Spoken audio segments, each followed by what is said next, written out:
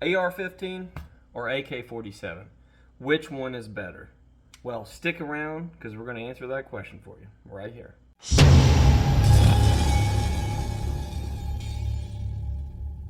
For starters, some of you out there are wondering, who is this guy and why does his opinion matter? Well, I'll answer that quite easily. Nobody, and it doesn't. But if you're watching this video, you probably do want to know. So I'm going to give you my opinion on these two weapon systems from, coming from my background of 12 years of military and law enforcement experience, been a marksmanship instructor, and firing hundreds of thousands of rounds through both of these weapons. I'm going to tell you which one is better. So, to start with, which one is, to get to which one is better, we got to start with the beginning. Which one's been around longer? The AK-47. The AK-47 was made in the 1940s, and yeah, it is a battlefield rifle, okay? A semi-automatic or full auto, depending on which one you have. Same thing with the M16 or AR, right? People just say AR nowadays, which they're talking about the AR-15. And it is a semi-automatic or full auto or burst weapon. But for civilian purposes, we're going to say semi-auto, okay? So let's start with some of the pros of the AK. The AK fires a big behemoth of a bullet compared to the AR-15. So if I hold up both magazines side by side, you can see one is obviously bigger, right? The AK, the bottom one. The AK-47 is a 7.62 bullet, as where the 5.56 is the top one, right? And it is about 2 times smaller than the AK. Now, what are the benefits? What are the pros and what are the cons, if you will, to that? Now, the benefits of the AK is it has more knockdown power. It's going to have more stopping power per impact on the target, right? Every round that hits the target, it's going to do far more damage than the AR-15 is. But there are also drawbacks. The AK-47 has a lot more muzzle rise after you fire it, right? Because of that big bullet, you're going to get a lot more recoil. Also, the AK is a proven platform, so why would you change it? So they don't, right? All of them pretty much look the same. They might have a little bit of different furniture or attachments, but they all pretty much look the same. The AK has to be held further back than the AR because of the way the handguard's designed. So if I hold it out here, I'm going to burn my little fingers, okay? The bad thing about that is, not about burning my fingers, but the bad thing about having to hold it further back is when I fire this weapon, I'm going to get more muzzle rise. As where with the AR-15, I can fire this, I can hold way out here. It's going to give me a lot better stability, right? I'm going to get a lot less muzzle rise in addition to there being a smaller bullet. But the AK-47 is going to have a lot more knockdown power. It's going to take thicker plates or thicker vests to stop it, and the bullet's not going to travel as far because of that. It's only going to be effective out to about, 400 yards if you're really good, as where the AR is going to be effective out to like 600 yards.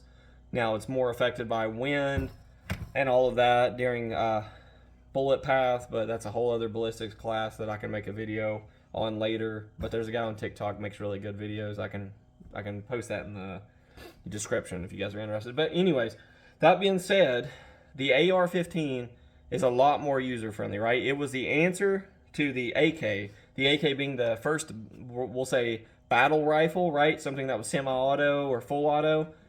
The M16 was made as an answer. My sink is bubbling. Sorry, I hope you guys can't hear that. But the M16 was the Americans' answer to the AK-47 or the SKS style rifle. And the first one was the M16A1. It was very big, bulky, had some design flaws, mostly because of the tight tolerances in which it has to operate, meaning that the parts have to fit together more tightly for it to cycle properly. The AK is a lot looser, more loose. There's a lot more slop in it, which enables it to be more dependable. Now, round for round, I've seen studies and comparisons where it's like, we'll say 1 out of 1,000 AK-47 rounds malfunction, the weapon malfunctions out of 1,000, as where with the AR-15 or M16, I've seen things 2 and even as high as 3 out of 1,000. So not really a huge difference, right? I mean, it does jam more or malfunction more, but if you keep it clean, it's not going to. So that being said, which one of these weapons is better? That depends. That depends on what you're doing with it, right? If you're using the M16 or AR-15 in a clean environment where you have access to cleaning, we'll say lubricating oil, you can field strip it and all of that, and you're not being hard on the weapon, it's a better weapon.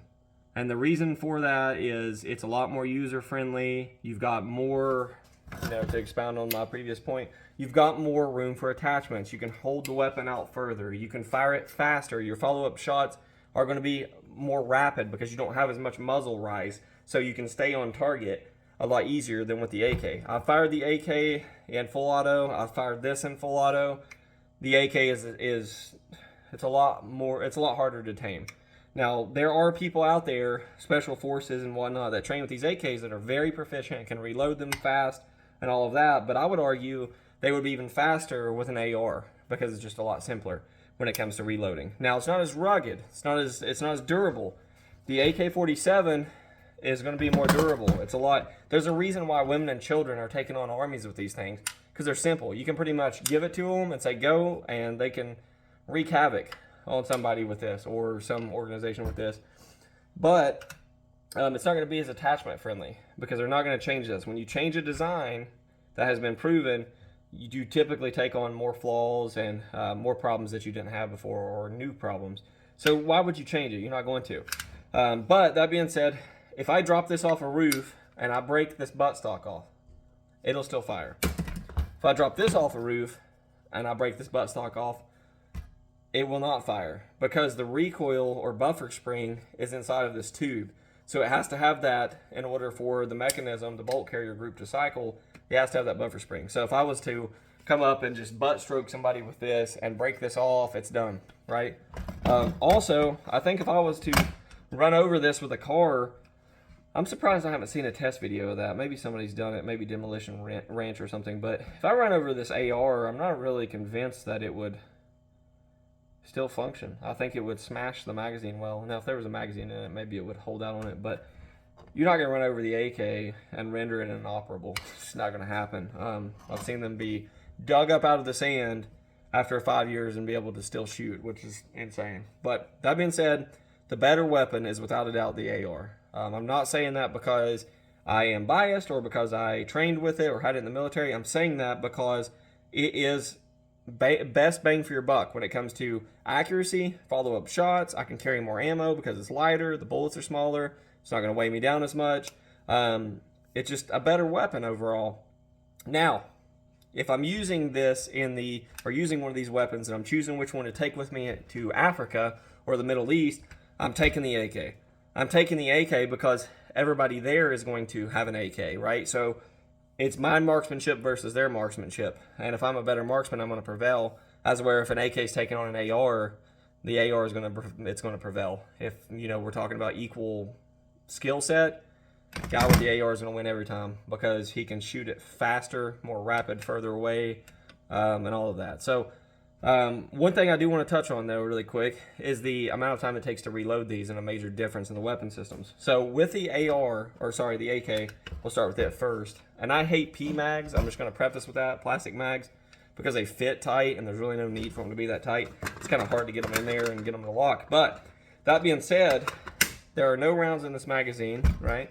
And when I fire it, the bolt carrier group and charging handle don't lock to the rear, right? After, let's say I fired that last round, doesn't lock to the rear, as where the AR-15 or M16 does lock to the rear. Now, why is that important? It's important for those of you like military or weapons-friendly people out there, or weapons familiar. It's important because when it locks to the rear, I'm able to just take a new magazine, insert it, and send it forward, and I'm ready to party again. The AK, you have to rack that charging handle after you put a fresh mag in. Now, there's different ways to reload the AK, and I don't train with this as much as I should, but I still love my AK. But I'm going to show you guys one of the reload techniques that I think is the fastest and most efficient, which is still, it's not without its problems. Okay? So let's say I'm firing and I run out. Okay, what I'm going to do is, instead of retaining this magazine, I'm going to do speed reloads, which means I'm not going to retain my magazines. I'm going to let them fall to the ground. So if I'm firing and I'm out, I still got to figure out a way to rack this charging handle, which is on the opposite side. As we're on the AR, you have the mag release on your non-dominant firing hand if you're right-handed. So in order to rack that, this is the easiest way I found. Okay, firing, I'm out. I'm going to pull this back, I'm going to let it fall, I'm going to put a new mag in. Okay, so I'm going to demonstrate that now. Firing, firing, firing. I'm out. And I'm ready to go again. Okay? Now let's see that same reload with an AR. And I don't have a vest on. Sorry, my eye's itching. I don't have a vest on and mag pouches, which would make this look a lot sexier. This is just for demonstration purposes. You guys get the main idea. Okay? Firing, firing, firing. I'm out. So it wasn't as smooth. I could probably make one even smoother than that. But you guys get the point. So let's try that one more time, just so I can show you guys how fast I can get that. Just out of my pocket. Okay. Firing, firing, firing, I'm out. So much faster, right? So that is a huge difference. If you're in a gunfight, you need to reload, you need to do it as quickly as possible. When it comes to malfunctions, the procedures are pretty much the same on these weapons. Tap, rack, bang, meaning I'm going to tap the magazine, I'm going to rack it. If I'm firing and I get a click and I know I'm not out of bullets, the immediate action is I'm going to tap it, rack it again, and keep firing to try to like kick a bad round out or whatever. So there's not much difference in those procedures, but that being said, the AR-15 is just going to be your superior weapon for the reasons I've aforementioned. Now, there is a caveat to that. If I'm in a dusty environment or it's the apocalypse and I'm not going to be able to clean these weapons and I'm in an environment where there's a lot of AK rounds, I'm taking the AK. So I hope this video helps you guys to make a decision. I got a little out of breath from reloading. It's bad, ain't it? I guess I'm getting old dad bod. But that being said, there is a reason why these weapons have killed more people than any other weapon in the world, the AK that is, because it is robust and it is simple and they're very common. But in America, they're not as common. So if I'm choosing a weapon to take with me to the apocalypse, I'm taking the AR in America, taking the AK anywhere else. But I hope this video helps you guys. Please subscribe to this channel if you like this video. And I know my videos are kind of all over the place, but that's because I'm a jack of all trades. I have many different hobbies, lots of different life experiences. And yeah, I like to make gun videos. I like to make car videos, whatever else videos I make. I might make a cooking video, who knows, show you guys how to make a Hot Pocket. I don't know. But if I didn't mention anything or forgot to mention anything about these weapon systems, please comment below, subscribe, and let me know if you guys have any questions. Take care.